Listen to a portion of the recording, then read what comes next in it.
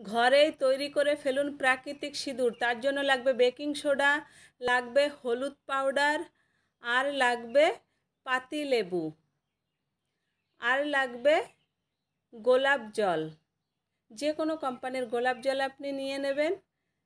এই কয়েকটি উপকরণ লাগবে। এবার একটা পাত্রে হলুদ পাউডার দিয়ে দিলাম 2 চামচ, 1 চামচ বেকিং সোডা আর লেবুর রস। যত গাঢ় করতে চান তত বেশি লেবুর রস দেবেন।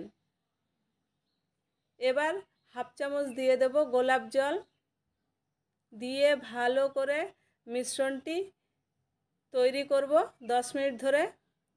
10 মিনিট নাড়তে নাড়তে দেখবেন খুব সুন্দর একটা কালার চলে আসবে। দেখুন কত সুন্দর কালার চলে এসেছে। এবার এই মিশ্রণটি ঢেকে রেখে দেব 12 ঘন্টার জন্য। 12 ঘন্টা পর দেখুন পুরো পাউডারের আকার হয়ে গিয়েছে।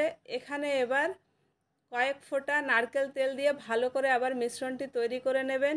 এই হয়ে গেল আপনার প্রাকৃতিক সিঁদুর। যাদের কেমিক্যালযুক্ত সিঁদুর লাগানোর ফলে চুল উঠে যায় বা যেখানে সিঁদুর লাগানো হয় সেখানে প্রচণ্ড চুলকায় বা অনেকের ঘাও হয়ে যায়, এই সমস্যা থেকে মুক্তি পাওয়ার জন্য এই প্রাকৃতিক সিঁদুর ব্যবহার করুন এবং ভালো